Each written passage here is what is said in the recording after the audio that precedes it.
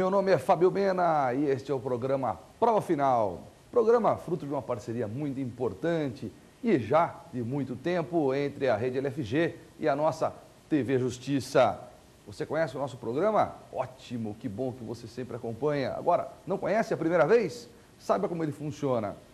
No primeiro bloco, nós vamos discutir o tema do dia. Hoje vamos falar um pouquinho sobre execução, o procedimento da execução, as inovações do processo de execução. Num segundo bloco, o meu bloco preferido é Pergunte ao Professor. Pergunta dos nossos alunos acerca desse tema tão relevante que é a execução. E no terceiro bloco? No terceiro bloco é o X da questão. Eu separei 2 testes. Para você que está se preparando para o exame da OAB, você que está se preparando para concurso público, você que é acadêmico, você que tem interesse sobre a matéria, 2 testes que nós vamos discutir aqui, alternativa por alternativa. Veja, esse não é um programa destinado só a você que é ligado à área do direito. Se você está nos assistindo e você é leigo, não está ligado à área, não tem problema nenhum. Continue no programa. Sabe por quê? São temas interessantes para o nosso cotidiano, temas interessantes para o acadêmico, para o advogado, para a advogada, para todos aqueles que têm interesse na área jurídica. Tá certo? 1 segundo e nós já voltaremos.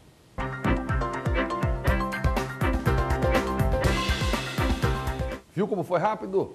Olha lá, já vamos começar então nosso primeiro bloco com o tema do dia. Vamos falar um pouquinho sobre execução.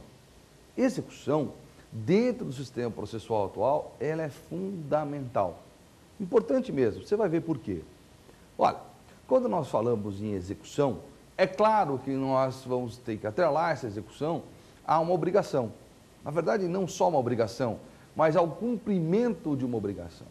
E esse é o sentido de uma execução. Eu, credor, vou forçar aquele devedor a cumprir uma obrigação. Por que existe essa expressão forçada? A expressão forçada, ela advém do seguinte: o devedor teve a oportunidade de cumprir espontaneamente aquela obrigação. Ele teve essa oportunidade, mas não cumpriu. Como ele não cumpriu, eu preciso forçá-lo a tanto. Como que eu faço isso? Eu vou utilizar de uma execução. É fácil de entender. Eu vou utilizar de uma execução para forçá-lo a cumprir uma obrigação. A doutrina vai dizer que, na verdade, se trata de uma execução forçada. Correto, é forçada mesmo. Porque se ele tivesse cumprido a obrigação, não seria necessária esta execução. Mas, professor Mena, que obrigação que é essa? Das mais variadas. Pode ser uma obrigação pecuniária, pode ser uma obrigação de fazer, pode ser uma obrigação de não fazer, de entregar coisa. Obrigações. Aquelas previstas no direito material. Então você já sabe, toda vez que o indivíduo tiver que cumprir uma obrigação e não cumpri-la espontaneamente, será necessário o quê? Uma execução. Uma execução. Isso quer dizer que a execução é a mais concreta das ações. A execução, ela vai efetivar o direito. Ela é concreta. Enquanto as medidas cautelares são medidas assecuratórias, enquanto as ações de conhecimento apenas conhecem, apenas no sentido de se limitar ao reconhecimento do direito, a execução cumpre, a execução concretiza aquela situação. Portanto, nós precisamos ter no nosso Código de Processo Civil um sistema eficaz, um sistema, em outras palavras, que funcione. Certamente, numa roda de amigos, ou na sua família, ou mesmo assistindo outro programa de televisão, você já deve ter ouvido ou até mesmo manifestado a seguinte crítica: o Poder Judiciário não resolve, o Poder Judiciário é muito demorado, as decisões não são cumpridas, olha lá, o indivíduo não cumpriu, o indivíduo fugiu. Veja, o que a legislação, o que o legislador tem que cuidar é efetivamente de estabelecer normas que tornem eficaz a execução. Seja uma execução de uma sentença, seja execução de um título de crédito, mas que torne eficaz a execução. Agora, o legislador não tem como atuar na vontade, na conduta dos envolvidos. Conduta não é um problema do legislador. Ele pode tentar coibir, aplicar sanções, mas de fato, se o indivíduo tiver má fé, se o indivíduo não tiver vontade de cumprir aquela obrigação, se ele dissipar os seus bens, por mais que existam meios processuais para evitar essas situações, isso pode acontecer. E aí não é um problema do Poder Judiciário, aí é um problema das relações humanas. Então, muitas dessas críticas feitas ao Poder Judiciário deveriam ser críticas feitas à própria sociedade, à própria conduta das pessoas. Não adianta nós identificarmos um sistema legislativo absolutamente eficaz, em tese, evidentemente, se a sociedade não for madura o suficiente. Quantas vezes os próprios advogados, e eu sou advogado, não é? Eu não vejo em processos de colegas em que o advogado pratica atos só para tumultuar o processo, pratica atos no sentido de orientar o seu cliente a dissipar bens, pratica atos no sentido de fazer com que o seu cliente não responda por aquela obrigação. Enquanto nós não tivermos uma sociedade mais equilibrada, não adianta você modificar o sistema legislativo, não vai resolver, só a lei não resolve. E no caso de execução isso é muito claro, isso é nítido. No caso de execução isso é nítido. Não adianta, nós tivemos várias reformas, várias modificações que vamos comentar aqui hoje, e de fato elas funcionam, desde que haja boa-fé das pessoas. Haja boa-fé das pessoas. Outra crítica que nós ouvimos constantemente, via Twitter, quantas vezes, ou via Facebook, é o seguinte: tá bom, o indivíduo deve 100 mil reais, mas Mena, e se ele não tiver dinheiro? Bom, se ele não tiver dinheiro, nós vamos penhorar os bens dele. Mas Mena, e se ele não tiver dinheiro e não tiver bens, o que vai acontecer? Nada, nada. Mas ele não vai preso? Não, ele não vai preso. Como assim? Ele pode viajar? Pode. Pode. Outro dia, numa execução de alimentos, uma cliente falou isso para mim. Falou, olha, doutor Mena, como é que funciona isso? Agora ele não me pagou, ele pode viajar para o exterior? Claro que pode. Pode, enquanto não tiver um mandado de prisão, ele pode. No caso de alimentos, tem prisão. Só no caso de alimentos que tem prisão. Só no caso de alimentos que tem prisão. Nos demais casos, não tem. Nos demais casos, não tem. O indivíduo não vai preso? Não. O que acontece? Repito, nada. Porque a execução, salvo no caso de alimentos, ela é patrimonial. A execução é real, ela recai sobre patrimônio, ela não recai sobre a vida das pessoas. Isso é uma pergunta também comum em concurso público, exame da OAB, na tua faculdade. Se você é leigo, está me acompanhando aqui, você já sabe, olha, não adianta, pode falar para as pessoas, não tem prisão, salvo no caso de alimentos, porque recai sobre o patrimônio. Se o indivíduo não tem patrimônio, ele não responde, ele não tem como responder. Ele não tem como responder. Mas e se ele agiu de má fé, como você falou agora há pouco? Bom, se ele agiu de má fé e dissipou o patrimônio, e isso for devidamente demonstrado, isso pode caracterizar fraude à execução. Fraude à execução. O que é fraude à execução, então? É o indivíduo que, tendo uma dívida e uma ação promovida, dissipa os seus bens. Se ele dissipar os seus bens após a propositura da ação, nós já temos aí a característica de fraude à execução. Ele fraudou a execução, ele cometeu um ato com relação à execução. Entendi. Olha, então presta atenção, vamos ver se você entendeu mesmo. Olha, o devedor tem o dever de cumprir a obrigação. Se ele não cumpri-la espontaneamente, o credor vai utilizar do quê? De uma execução. Ok? Essa execução pode ter a sua origem num título judicial, que é uma sentença, ou pode ter a sua origem num título extrajudicial. Ok?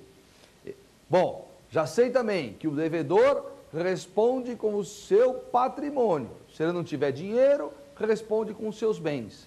Se ele não tiver dinheiro, não tiver bens, não acontece nada. Ele apenas vai ter uma restrição de crédito. ok?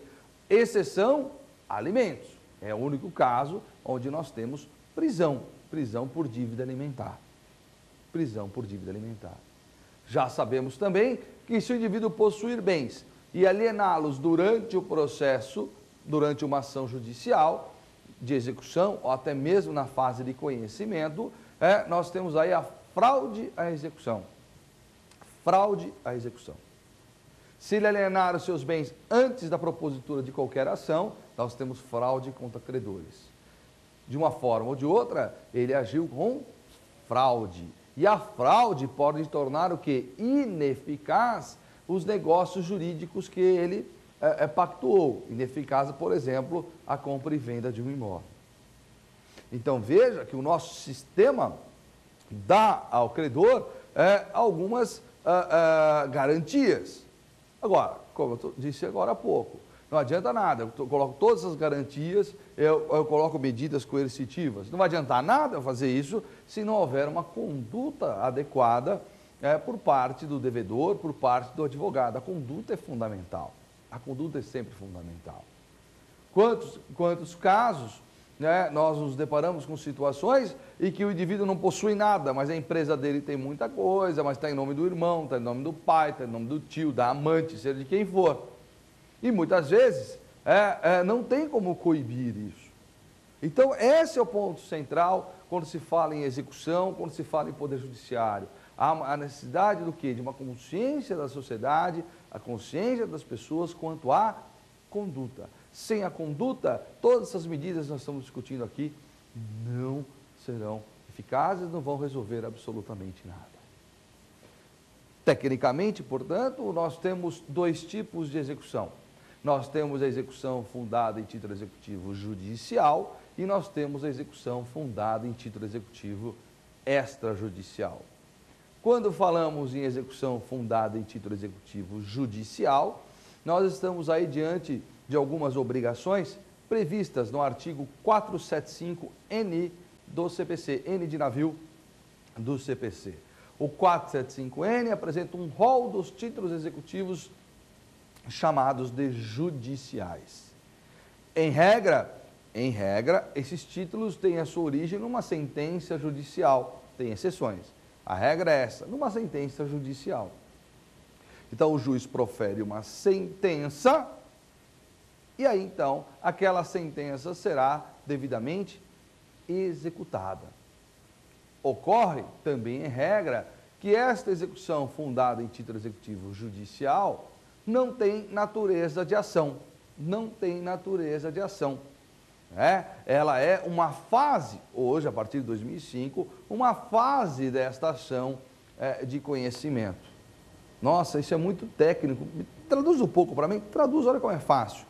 O juiz condena o réu a pagar R$20 mil a título de danos morais, R$20 mil a título de danos morais, e o credor, aquele que ganhou, não precisa promover uma outra ação para cobrar esta quantia. Ele já executa nos mesmos autos. Mas, Mena, isso é óbvio. Se o juiz condenou o indivíduo a pagar R$20 mil, ele tem que pagar, tem que ser nos mesmos autos, não tem sentido promover uma outra ação. Pois bem, nós convivemos com essa situação durante mais de 30 anos. Muito mais de 30 anos. É isso mesmo. No sistema anterior, o juiz proferiu uma sentença, aquela sentença transitava em julgado, você tinha que pegar a sentença e promover uma outra ação. O que fez o legislador? Olha o legislador atuando, olha o legislador procurando otimizar os processos, olha o legislador obedecendo o princípio da efetividade e da celeridade. O que fez esse legislador? Falou, não tem problema, agora você vai poder cumprir essa sentença nos mesmos autos. Não precisa de uma outra ação. O que para hoje parece óbvio, demorou muito tempo para se estabelecer. Então eu cumpro, em regra, essa sentença nos mesmos autos. Quando nós falamos num título executivo extrajudicial, aí nós vamos procurar no Código de Processo Civil e vamos encontrar o artigo 585. O artigo 585 do CPC. Este artigo, então, traz ali um rol dos títulos executivos extrajudiciais, dos títulos executivos extrajudiciais.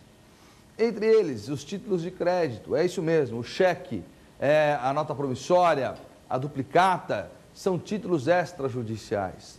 O contrato particular, assinado na presença de duas testemunhas, título extrajudicial. E aqui uma observação que eu sei que vai ser importante para você. Esse contrato particular, esse instrumento particular, não precisa necessariamente ser assinado pelo credor. Em tese, basta a assinatura do devedor. Devedor acompanhado de duas testemunhas. Então, se você deparar com um contrato que não tem assinatura do credor, não tem problema. Precisa assinatura do devedor e de duas testemunhas. Outro título que é muito interessante, muito mesmo, é um instrumento de transação. É um instrumento de transação assinado por quem? Assinado pelas partes e, presta atenção, pelo Ministério Público. É isso mesmo. Se o Ministério Público, porventura, assinar esse instrumento de transação particular, extrajudicial, ele vale como título. Não só o Ministério Público. Se a Defensoria Pública assinar, né, se tiver lá a assinatura da Defensoria Pública, também vale como título executivo. E mais, não só a Defensoria. Olha que informação importante. Um instrumento particular de transação, um acordo particular, extrajudicial, assinado pelos dois advogados, pelos advogados das partes, também tem características de título executivo. Também tem características de um título executivo. Então, se um vizinho briga com o outro, está brigando com o outro por conta de um vazamento, e eles estabelecerem e colocarem no papel um acordo, eles assinam, os advogados assinam, se o devedor não cumprir a obrigação, é possível, então, a propositura de uma execução. E aí que vem o detalhe. A execução de título extrajudicial é efetivamente uma ação. Enquanto a execução do título judicial é uma mera fase na ação de conhecimento, a de extrajudicial tem natureza de ação. Tem natureza de ação. Você, credor, vai ter que promover uma ação. Promover uma ação implica numa petição inicial, implica na citação, implica na manifestação do devedor via embargos, implica num processo autônomo. Implica num processo autônomo. Aqui não tem outra forma, tem que ser através de uma ação judicial. E normalmente, quando nós falamos em execução, nós ficamos debatendo muito a posição do credor, o indivíduo que quer receber. Mas nós temos, por outro lado, o devedor. O devedor. E este devedor também tem ampla oportunidade de se manifestar. Ampla oportunidade de se manifestar.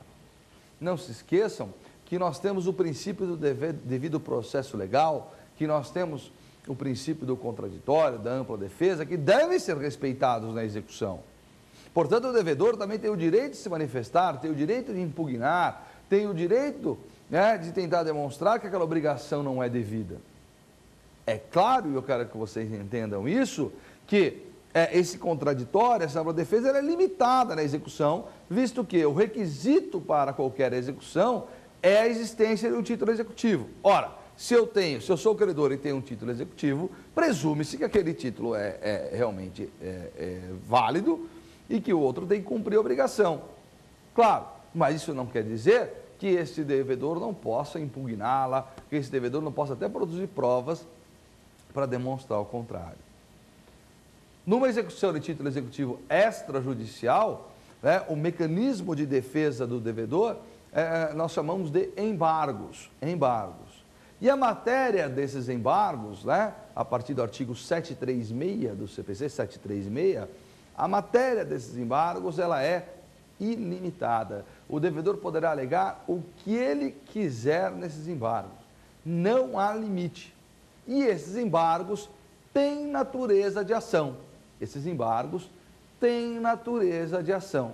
Então, o devedor promove uma ação chamada embargos. Objetivo, impugnar a execução.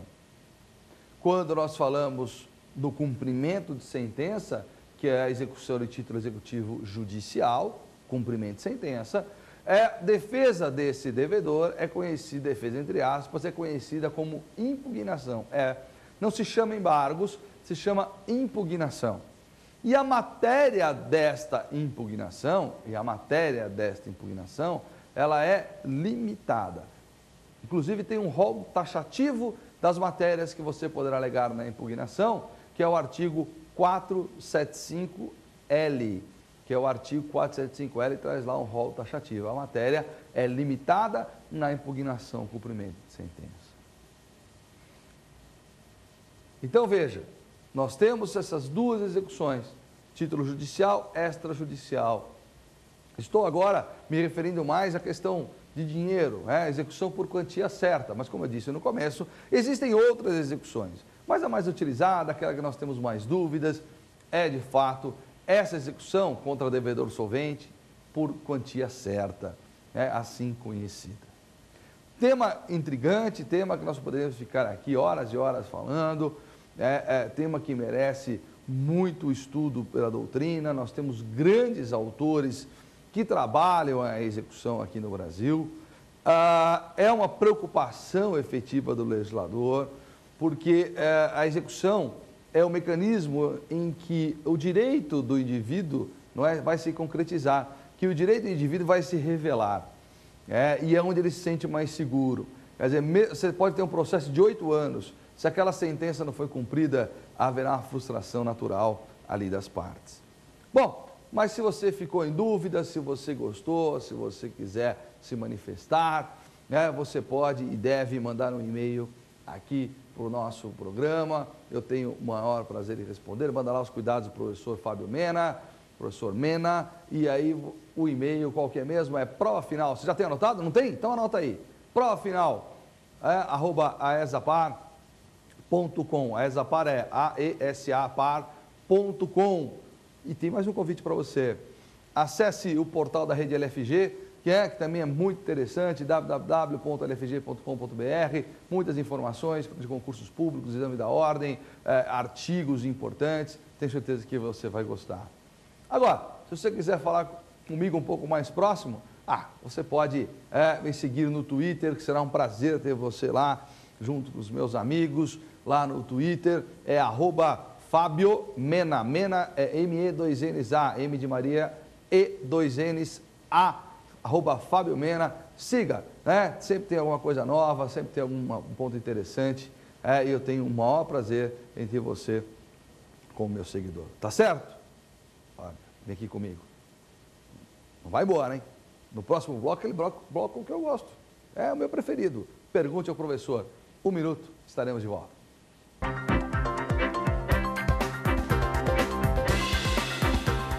Agora sim, o nosso segundo bloco, pergunte ao professor. Olha, presta atenção nas perguntas, presta atenção, são perguntas ótimas, e nós vamos discutir aqui com calma, tá? Abordar todos os pontos, ok? Vamos lá, primeira pergunta. Professor, existe liquidação para os títulos extrajudiciais? Essa é uma pergunta importante, né? Existe liquidação para os títulos extrajudiciais? Alguém vai falar, mas o que é mesmo liquidação? Pois bem, o título executivo, ele tem que ser certo, líquido e exigível. Certo significa o quê? Em uma palavra só, significa que ele existe. Líquido significa o quê? Significa que ele tem um valor. Existência, valor. E exigível? Exigível significa o quê? Significa que aquela obrigação está prevista na lei como título executivo. Então, a exigibilidade decorre da lei. É a lei que confere algumas obrigações a característica de título executivo. Lembra aqueles 2 artigos que eu me referi no primeiro bloco? Lembra? 585 para os títulos extrajudiciais, 475N para os títulos judiciais. Pois bem, quando nós falamos em título executivo judicial, numa sentença, por exemplo, admite-se que essa sentença seja ilíquida. É isso mesmo, o juiz, eventualmente, pode proferir uma sentença ilíquida. Pode. Quando depender ainda de algum fato para apurar o valor, quando depender de alguma prova técnica, ele pode proferir uma sentença ilíquida. Pois bem, se a sentença for ilíquida, antes do procedimento do cumprimento de sentença, antes do credor cumprir aquela sentença, antes dele cumprir aquela sentença, o que vai acontecer? Será necessária uma fase intermediária, chamada liquidação de sentença. Chamada liquidação de sentença. Isso para os títulos judiciais. Essa liquidação de sentença, ela pode ser por artigos, ela pode ser por arbitramento. Por artigos, quando tiver um fato novo, né? Por artigos, quando nós tivermos um fato importante, relevante para aquele valor, para apurar aquele valor. Por arbitramento, quando for necessária uma perícia de avaliação, por exemplo, de um bem. Aí nós temos a liquidação de sentença, que também, assim como o cumprimento de sentença, não tem natureza de ação. É uma fase intermediária entre a sentença e o seu próprio cumprimento. Entre a sentença e o seu próprio cumprimento. Pois bem, no que tange aos títulos executivos extrajudiciais, não existe essa liquidação. Não existe essa liquidação. Por quê? Porque o título extrajudicial, aquela obrigação prevista em lei como título executivo extrajudicial, desde a sua origem deve ser líquida. Desde a sua origem deve ser líquida. Se não for líquida na origem, significa o quê? Significa que não é título executivo extrajudicial. Se você se deparar com um contrato particular que não tenha valor, mesmo que ele tenha assinatura lá de 2 testemunhas, não é título executivo extrajudicial. O que implica dizer que, na verdade, o mecanismo, naquele caso, para receber aquele valor, por exemplo, não é a execução, é uma ação de cobrança. É uma ação de cobrança, ação de conhecimento comum, é uma ação de cobrança. Então, toda vez que a obrigação extrajudicial for ilíquida, eu não posso proceder à liquidação, mas tenho que promover uma ação de cobrança. Isso, repito, para o extrajudicial. Para o extrajudicial. Então, aqui já vamos resolver uma grande questão. Quando que eu promovo a ação de cobrança? Quando que eu promovo a execução? Cobrança e execução, pelo STJ hoje, se você tiver um título executivo extrajudicial em mão, você pode até optar pela cobrança. Agora, se eu não tenho um título executivo extrajudicial e se ele for ilíquido, a ação é de cobrança. Agora, se ele for líquido, se ele for certo, mas não estiver previsto na lei, aí é a ação monitória, que é a prova escrita sem eficácia de título. Então, o que é uma prova escrita sem eficácia de título? É uma prova certa e líquida, porém não é exigível. Exemplo, eu tenho um contrato de confissão de dívida, que é particular, tem um valor, mas não tem assinatura de 2 testemunhas. Que ação eu promovo? Monitória. Eu tenho um contrato particular que não tem valor. Que ação eu promovo? Cobrança. E eu tenho um contrato particular que tem valor, que tem assinatura de 2 testemunhas, então que ação que eu promovo? Execução. Execução. Tá? Isso é muito importante. Esses mecanismos são fundamentais, evidentemente, né, na hora que o advogado vai promover a ação judicial. Tá certo? Vamos lá? Olha, cada pergunta boa, hein? Segunda pergunta. Professor, o bem de família pode ser penhorado? Bem de família pode ser penhorado? Bem de família pode ser penhorado? Bom, nós temos um princípio constitucional, que é o princípio da moradia. Nós temos o princípio da moradia. E esse, na verdade, é um princípio que se revela como até garantia constitucional. Por conta desse princípio, dessa garantia, que é o direito de moradia, nosso sistema legislativo procura proteger o que se chama de bem de família. Procura proteger o que se chama bem de família. Tem, inclusive, uma lei da impenhorabilidade do bem de família. Você pode pesquisar, lei da impenhorabilidade do bem de família, você vai dar uma olhada lá. Pois bem, por que o bem de família é impenhorável? Para proteger o direito de moradia. Proteger o direito de moradia. E o que é efetivamente esta impenhorabilidade? que é exatamente essa impenhorabilidade? Que bem que está protegido por essa impenhorabilidade? Que é o bem de família, afinal? O bem de família, ele pode ser legal, ou pode ser, vamos dizer assim, facultativo, eleito pelas partes. O bem de família legal, que é a minha preocupação aqui, é aquele, efetivamente, que se dá quando o indivíduo tem um bem só, ou tendo vários bens, é aquele em tese que ele reside. Em tese que ele reside. Então, para que o indivíduo tenha direito à proteção ao bem de família, ele não precisa ter um bem só, ele pode ter vários. Mas aquele que ele reside, pelo princípio, pela garantia constitucional de moradia, está, a rigor, protegido. Você protege o bem de família. Protege o bem de família. Surgem sempre algumas questões, mas, Mena, e se ele mora sozinho? Ele não tem família, o cara é solteiro, mora sozinho. Tem direito à proteção? Tem. Porque lembre-se da moradia. Tem direito à proteção.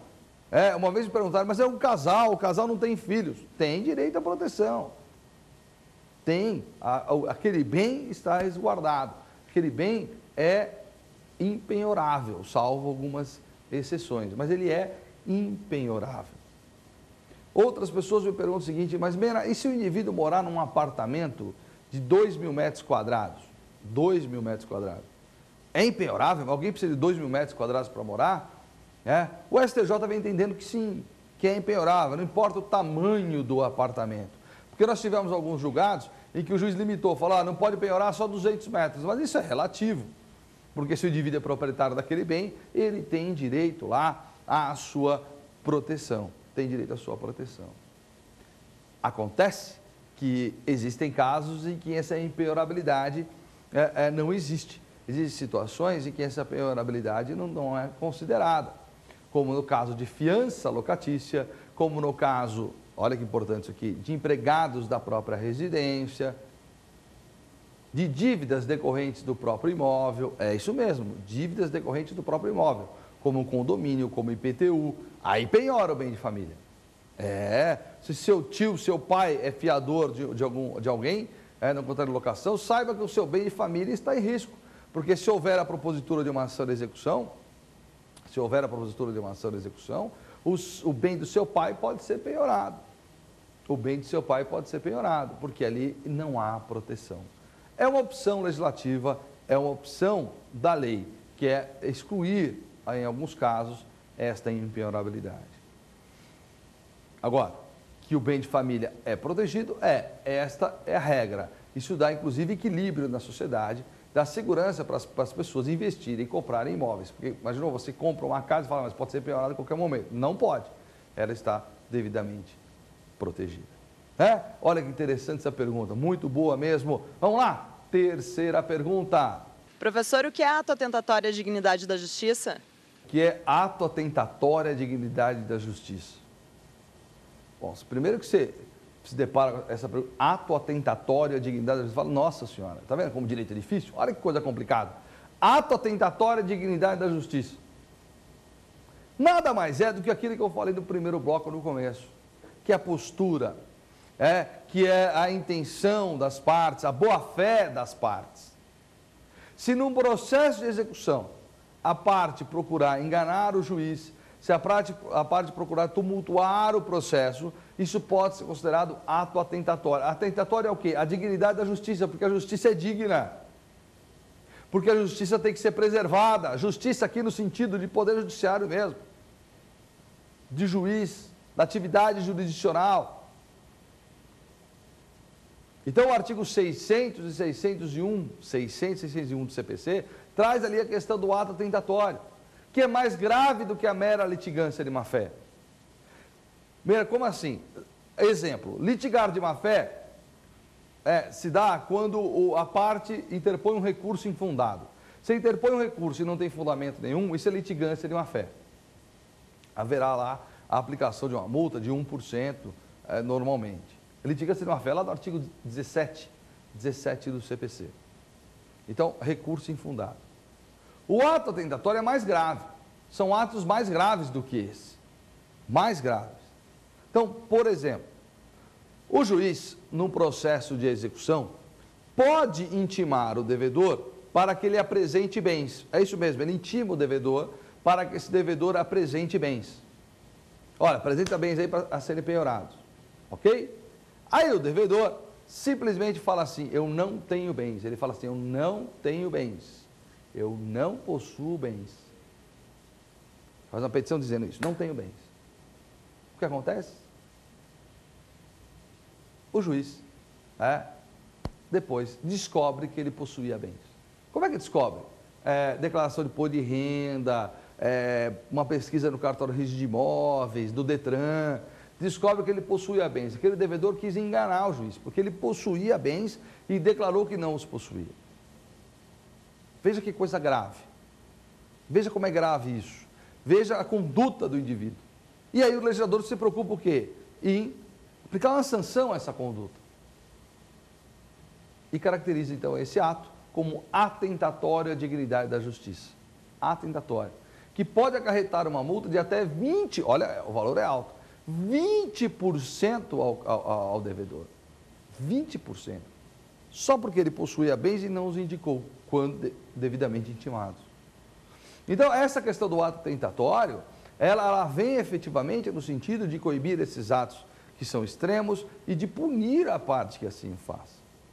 Agora, é claro que tem muitas pessoas que procuram desvirtuar ainda mais, desaparecem com os bens, como eu falei, aí é outra história. Mas veja a preocupação do legislador em coibir e em aplicar sanções. Ato atentatório à dignidade da justiça. Esse atentatório, certamente, vai se ampliar pelo Código de tal forma, principalmente no novo Código, que vai fazer com que as pessoas reflitam um pouco melhor quanto à sua conduta no mesmo processo. Entendido? Vamos lá. Próxima pergunta. Professor, é possível o parcelamento do débito em juízo? É possível o parcelamento do débito em juízo? Durante algum tempo, as pessoas perguntavam assim, eu lá no meu escritório aqui em São Paulo, perguntavam assim, doutor Mena, eu posso pedir para o juiz parcelar a minha dívida? Eu quero parcelar. Qual que era a resposta? Não. Para parcelar a dívida, não é? Eu vou precisar do que para parcelar a dívida? Eu vou precisar fazer um acordo com a parte contrária. Se não tiver acordo com a parte contrária, eu não tenho como parcelar essa dívida. Depende da anuência da outra parte. Pois bem, na última reforma que tivemos do CPC, o legislador, lá no artigo 745-A, ele prevê o quê? Que o devedor tem o direito de parcelar a dívida. Ele tem o direito de parcelar a dívida em até 6 vezes. É isso mesmo, um carnezinho para ele. Em até 6 vezes. E não é acordo, não é acordo. Não é acordo. O devedor, no prazo para os embargos, lá no caso título extrajudicial, ou aqui é uma interpretação extensiva, ou no caso do prazo da impugnação para os títulos judiciais, poderá requerer esse parcelamento em até 6 vezes.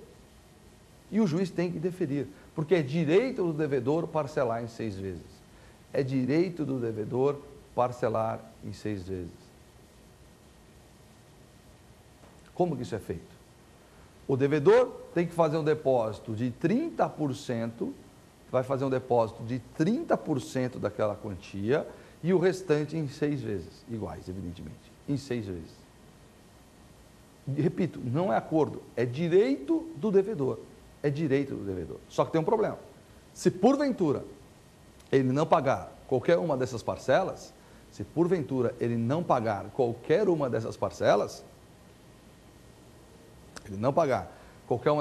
que vai acontecer? Evidentemente que esse parcelamento não existirá mais, as prestações que ainda não venceram se antecipam, e mais, será aplicada uma multa de 20%, e pior, ele não poderá mais apresentar embargos ou impugnação. Por quê? Porque ele não pode se defender de algo que ele concordou. Se eu pedir o parcelamento é porque eu concordo.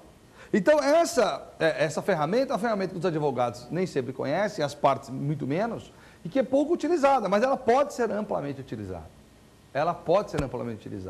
É esse parcelamento. Então, gente, existe parcelamento, sim, da dívida. Ótima pergunta. Vamos à próxima? É a última, hein?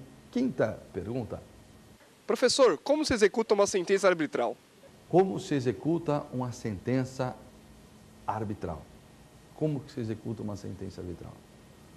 Bom, a sentença arbitral, ela tem a sua origem, claro, num procedimento arbitral. A arbitragem nada mais é do que a solução privada de um conflito. A arbitragem nada mais é do que a solução privada de um conflito. Na arbitragem não existe atuação do Estado, na arbitragem não há juiz. Na arbitragem eu tenho a figura do árbitro. O árbitro, ele vai proferir o quê? Uma sentença arbitral. É isso mesmo. Como que o árbitro faz? Ele profere uma sentença arbitral. Esta sentença arbitral produz os mesmos efeitos, então, de uma sentença judicial. Os mesmos efeitos com relação às partes, com relação a terceiros, exatamente como uma sentença judicial. Inclusive, esta sentença arbitral faz coisa julgada. É isso aí, ela faz coisa julgada. O que quer dizer coisa julgada? Ela é imutável. Em tese, ela não pode ser modificada. Olha a importância de uma sentença arbitral. Veja como ela é importante. Mais um detalhe. Esta sentença arbitral, lembre-se, proferida fora do Poder Judiciário, esta sentença arbitral constitui um título executivo. Um título executivo. Só que eu não posso executá-la dentro da arbitragem. Não existe execução dentro da arbitragem, porque toda execução é estatal. Então eu tenho que pegar essa sentença arbitral e levá-la ao Poder Judiciário. Eu vou executá-la no Poder Judiciário. Aí vem a pergunta: esse título executivo, que é essa sentença arbitral, esse título executivo se equipara a um título judicial ou extrajudicial? Judicial ou extrajudicial? Essa é a pergunta. Se equipara a um título judicial. Judicial. 475N de navio. Isso quer dizer, sabe o quê? Isso quer dizer que, embora nós tenhamos hoje um sistema diferente de execução de título judicial, que é o cumprimento que eu falei agora há pouco, existem casos em que eu preciso promover ainda uma execução fundada em título executivo judicial. E que execução que é essa? A execução da sentença arbitral. Não é só a sentença arbitral, é a penal condenatória e é também a sentença estrangeira homologada pelo STJ. Nesses três casos, o credor deverá promover uma execução fundada em título executivo judicial, de tal sorte que o devedor será citado para pagar em 15 dias, sob pena de multa, que é o caso do artigo 475J, que nós vamos discutir em outros programas.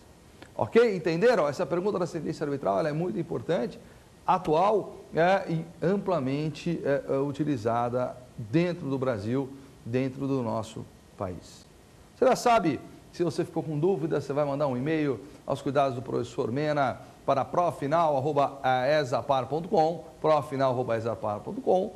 Também vai acessar o site da LFG, www.lfg.com.br e vai me seguir no Twitter, Na hora que você for me seguir no Twitter, manda um post, coloca um post lá, twitta um pouquinho, falando: professor Mena, olha, assisti a sua aula da TV Justiça, tá certo? Ok? E agora? Agora você vai dar um segundo, porque nós vamos para o terceiro bloco. O terceiro bloco é o X da questão, 2 testes separados especialmente para você. Até daqui a pouco.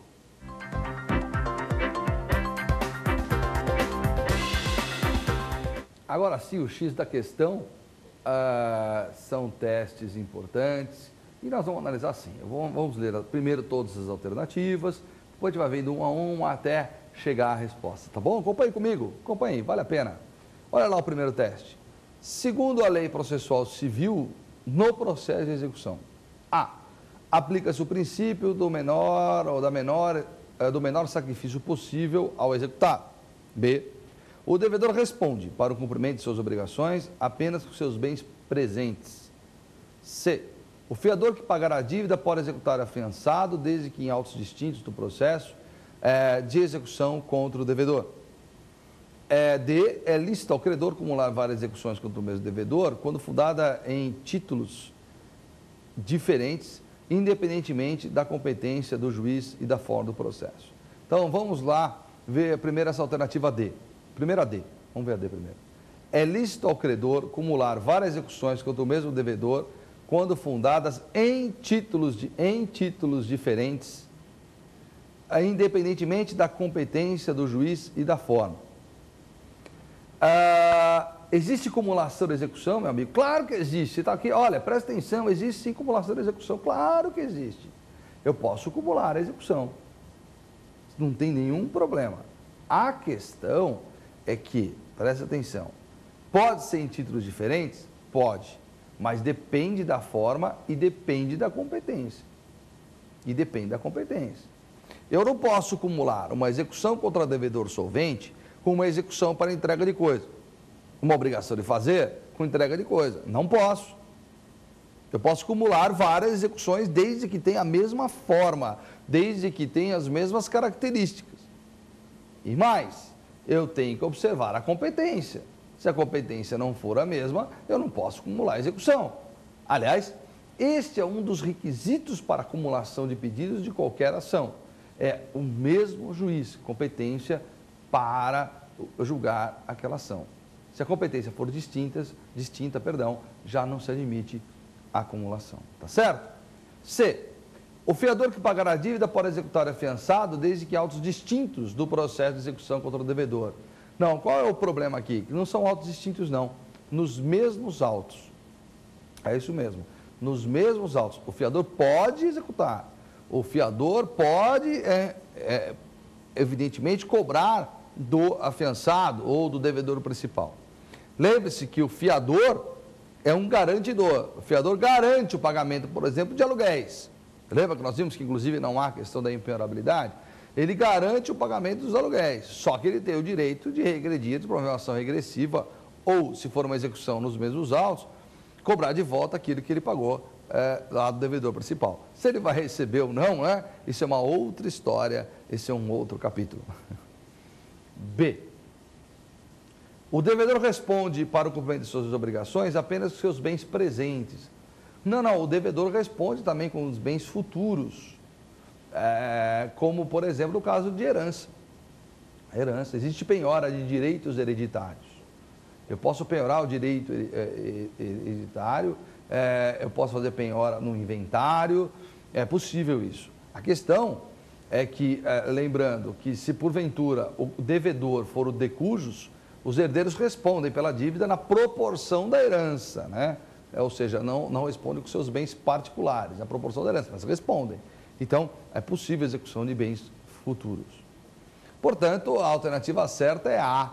Aplica-se o princípio do menor sacrifício possível executado. Esse é um princípio importante que muitas vezes não é considerado. Lembra que nós falamos lá no primeiro bloco, se eu não me engano, no primeiro bloco, que a tendência é sempre a gente querer defender o credor, achando que o devedor não tem razão nenhuma, que o devedor tem que pagar, afinal de contas ele assumiu a obrigação. Não é bem assim.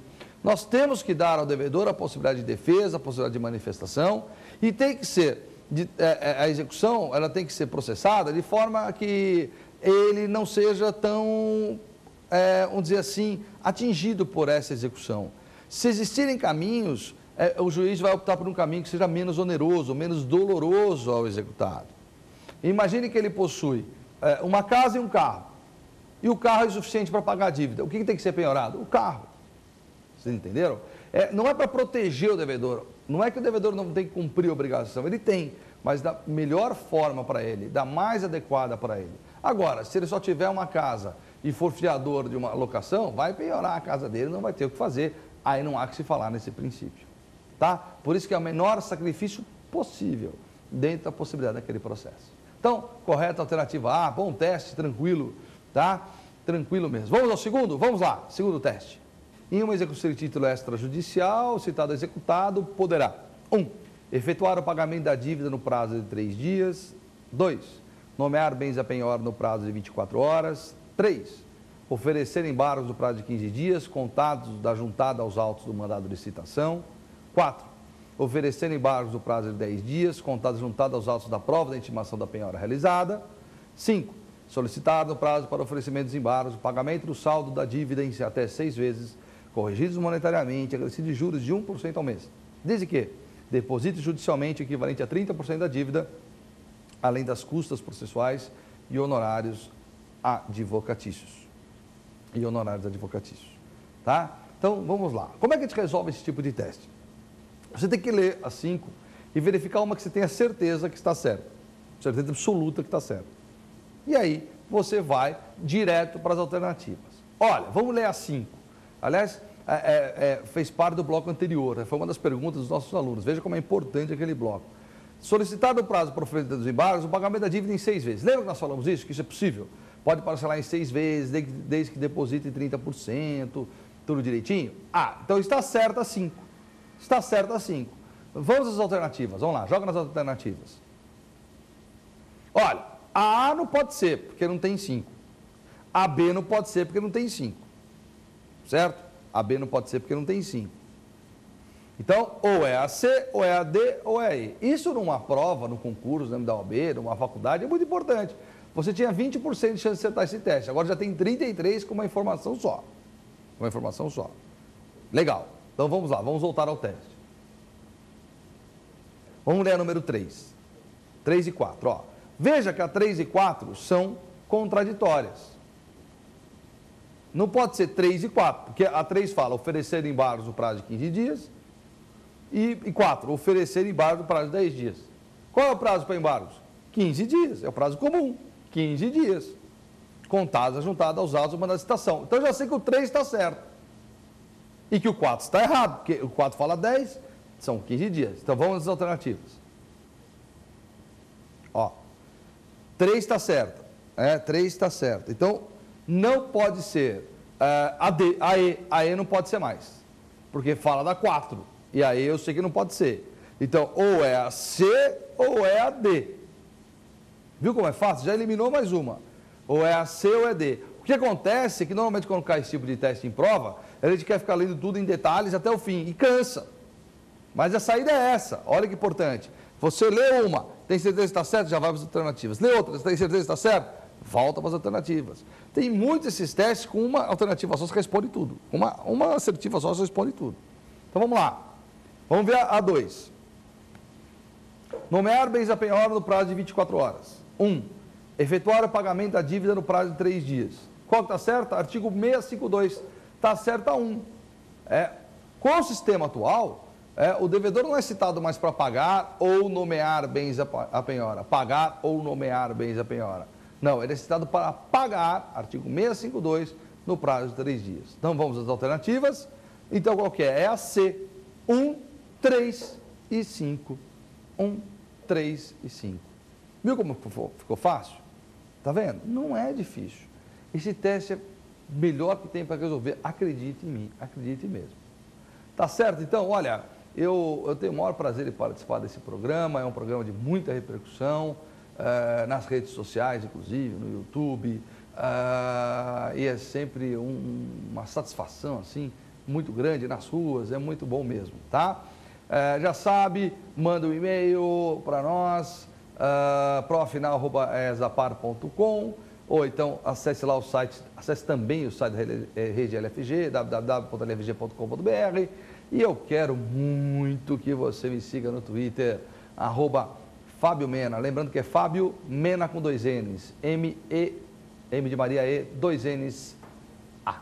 Tá certo? Muito obrigado e até a próxima oportunidade.